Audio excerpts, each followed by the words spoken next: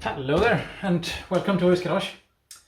I am going to talk about the garage as such today, or let's say like this, I'm going to talk a bit about the electricity in the garage because I want to prepare myself for the new era of electric vehicles.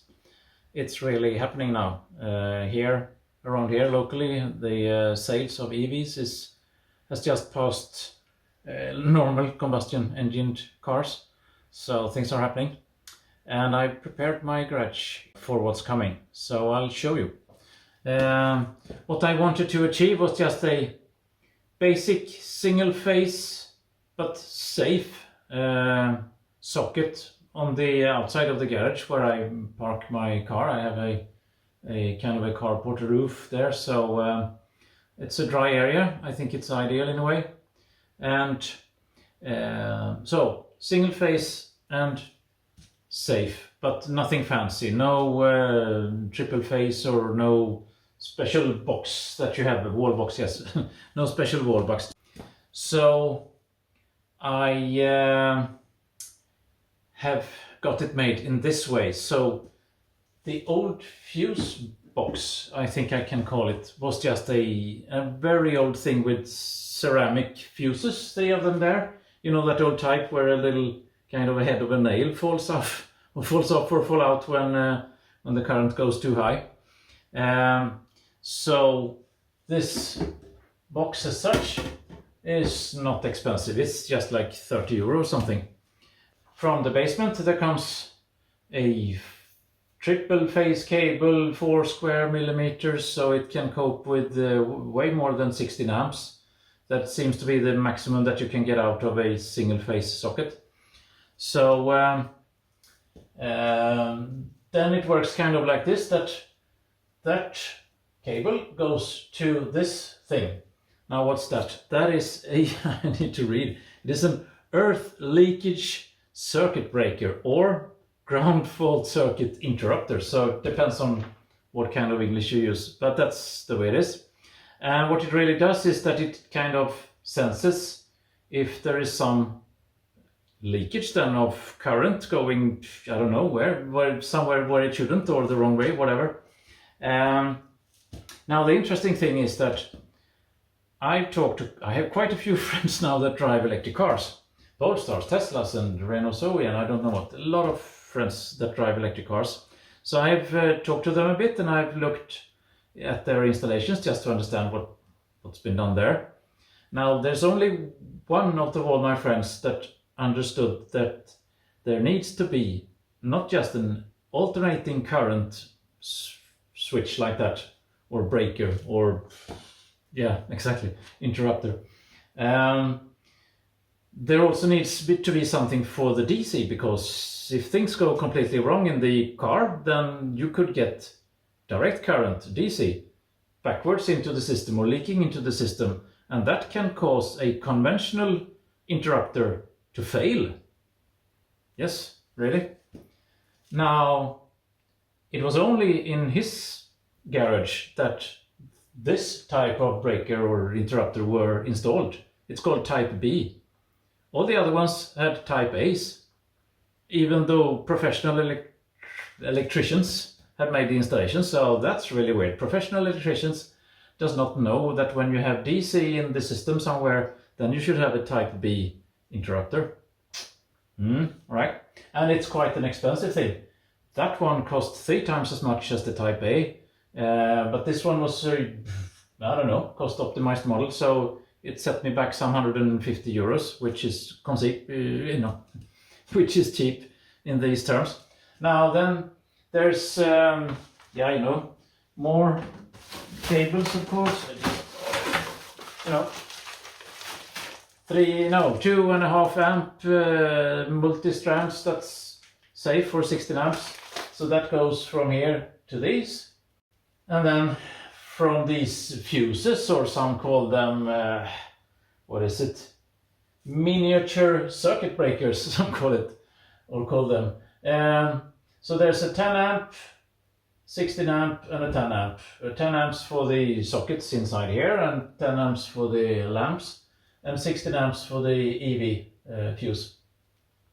and then the cables, the cables continue into the wall, and in the walls there are typically these kind of, plastic tubing. Now, where I wanted a socket, there was no socket before, so up at the attic there's a, I don't know, splitter box, something. So the cable's going from here, then split up there, and then go through the attic and down on the outside. So I will show you the outside.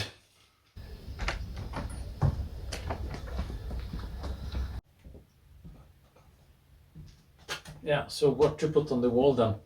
Yeah, just a normal, it's got Schuko around here, a normal 220 face external thing could be put here, but they are not said to be all that good for continuous long time usage. Here the car could be charged for 10 or 12 hours, so I wanted something a bit better.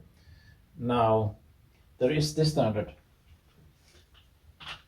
It's called CEE, maybe even CE 216, I think even.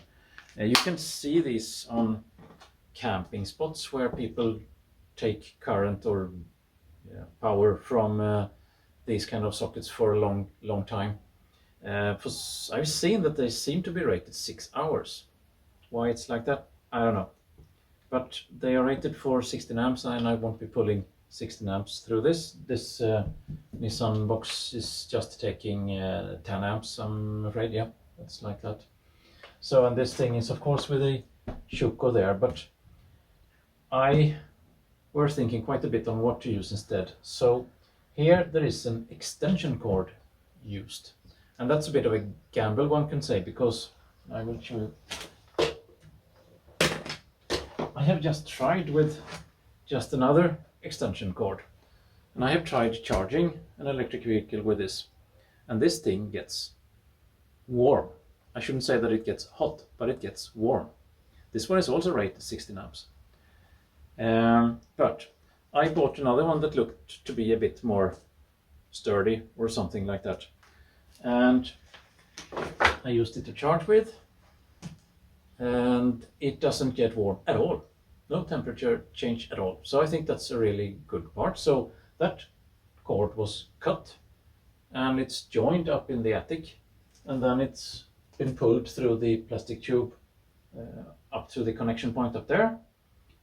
And then there is a safety switch just to be able to break this, and just to be able to cut things away. And then I think I read something that this one should not be powered up continuously all the time, so that's also usable for that. Now this housing then is a bit funny, because the extension cord, but just having it hanging on the wall looks a bit so. So the extension cord has been built into this thing that was the housing for that one. Of course I could use this one, and then I could use an adapter cable, but I don't know, the more cables and connectors and junction points you have, well, I think this is quite right. And then of course there are lots of fancy ways to put the cable on the wall. There are special things that you can put this thing in, but this is a dry area, so I just found a wooden stick that works. Now let's try this then with a proper EV, but I don't know, with an EV at least.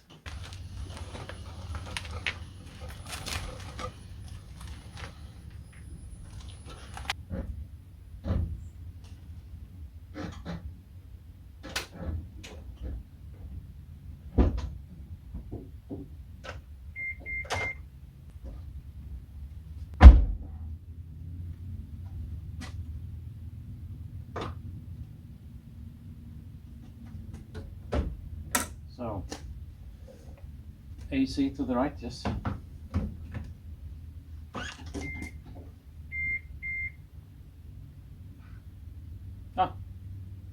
It's charging.